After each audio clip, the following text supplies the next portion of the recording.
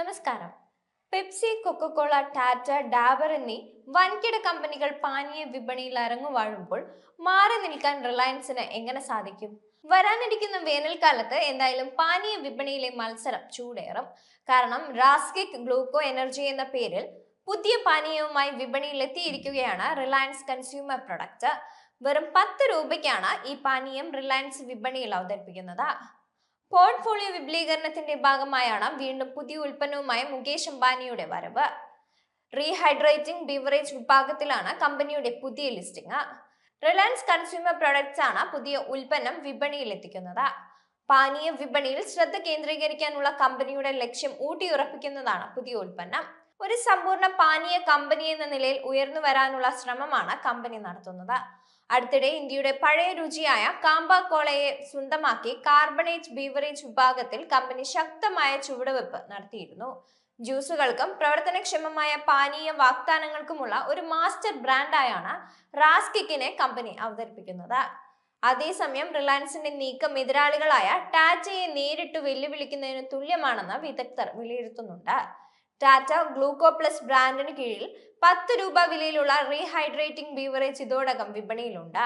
അതായത് Tata consumer products പോലുള്ള കളിക്കാരുമായാകും റിലയൻസിന്റെ റാസ്കിക് gluco energy മത്സരിക്കുക. ആഴത്തിലുള്ള പ്രാദേശിക ഉൾക്കാഴ്ചയും ആഗോള നിലവാരവും സംയോജിപ്പിക്കുന്ന ഉൽപ്പന്നങ്ങൾ വാഗ്ദാനം ചെയ്യാനാണ് റാസ്കിക്കിലൂടെ റിലയൻസ് ലക്ഷ്യമിടുന്നതെന്ന് കമ്പനി വ്യക്തമാക്കിയിട്ടുണ്ട്. മികച്ച നിലവാരമുള്ള പഴങ്ങൾ അടിസ്ഥാനമാക്കിയുള്ള പാനീയങ്ങൾ, ജ്യൂസുകൾ, ഫങ്ഷണൽ പാനീയങ്ങൾ എന്നിവ റാസ്കിക്ക് വിപണിയിൽ എത്തിക്കുമെന്ന് കമ്പനി കൂട്ടിച്ചേർത്തിട്ടുണ്ട്.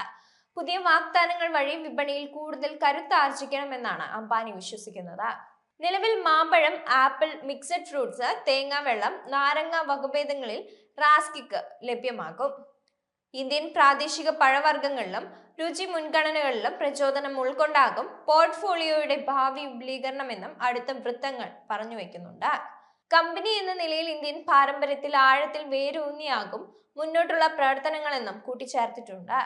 റാസ്കിക് ഗ്ലൂക്കോ എനർജി കുട്ടിക്കാലം മുതൽ നമ്മുടെ അമ്മമാർ നൽകിയിരുന്ന പരമ്പരാഗത റീഹൈഡ്രേഷന്റെ അതേ നന്മ തിരികെ കൊണ്ടുവരാൻ ശ്രമിക്കുന്നതാണെന്നും റിലയൻസ് വ്യക്തമാക്കിയിട്ടുണ്ട്.